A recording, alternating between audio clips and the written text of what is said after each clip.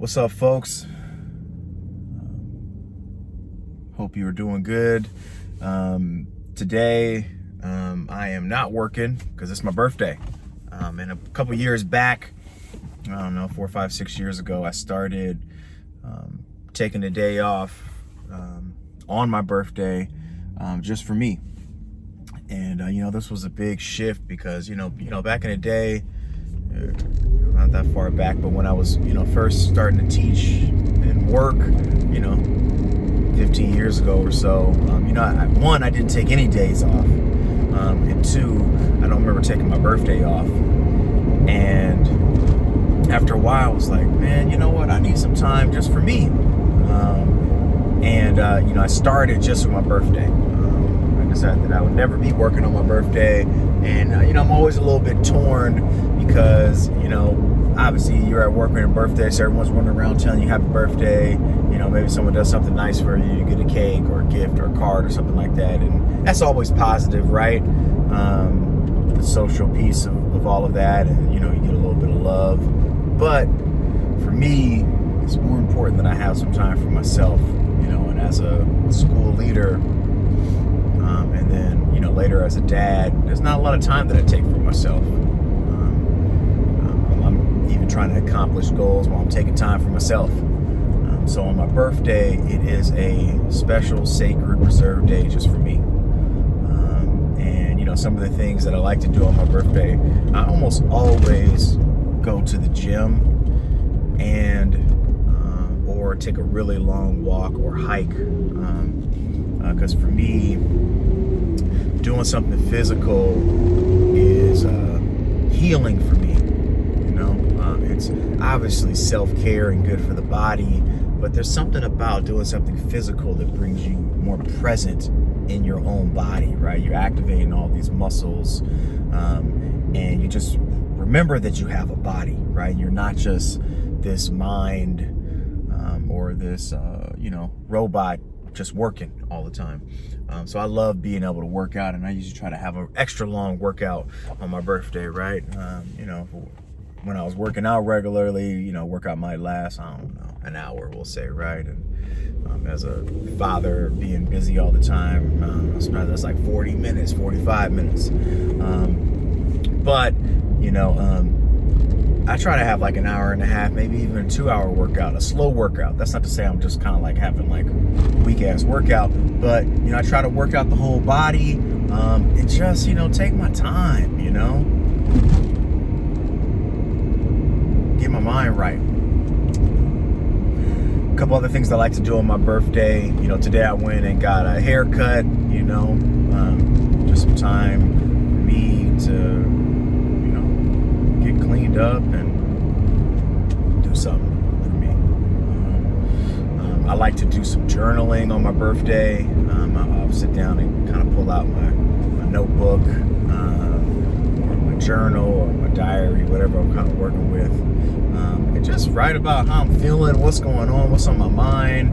A couple years back, sometime when I first started dating my wife, we started this tradition of having a positive journal that we open up and we only write things that we're excited and happy about. And for a while I was going really strong, and then it turned into every couple of months. But I know that's something that I will do today, in writing in my positive journal.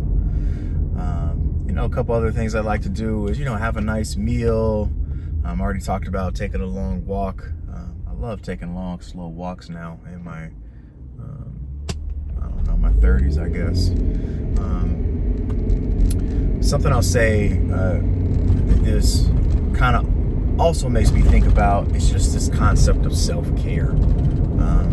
I was just at a convening yesterday that was taking up this conversation of principles, sustainability, and not just how do you feel successful in your job, but how do you feel whole and nourished as a person. And health and wellness and well-being was a theme that we kept talking about. And the question is, how do we systematize these things so that we can have our principles and leaders endure and sustain into work? Similarly, so we could do that for every educator that is working with our our young people in our schools, but this convening was just about principles, which obviously is important because no one's really thinking about that. And even though we're taking up this conversation systemically, right, whether that's a school district or a principal support program or a university program, as principals and as leaders and as educators, we got to take that on ourselves. You know, I didn't really start feeling balanced until I started taking control and ownership, responsibility, and pride in balance, pride in self-care, right? Until I started saying that I'm gonna take my birthday off. Nobody said, hey Joe, you should take your birthday off, right? That was a me thing, that wasn't a system thing.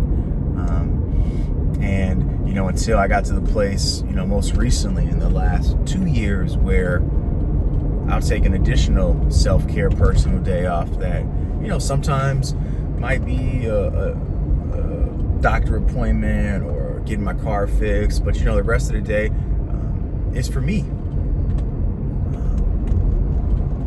On a best case scenario, I would be spending the whole day, and maybe it is the half day. But my point here is that we have to systematize these practices for ourselves, right? So today, I'm taking a day off, enjoying myself, relaxing, so that I can continue doing the work, right? So that I come back to work on Friday, so that I want to come back and do the work next year, so that I can, so that there's not so much turnover, so that we can have some longevity and make some progress, and I can do a good job of trying to support my folks to the best of my ability so they can be at their best. So with that, think about how you're taking care of yourself. Think about how you are planning and systematizing your self-care, and you know, think about you. That's okay. Spend all your time thinking about other people. Spend a little time thinking about yourself.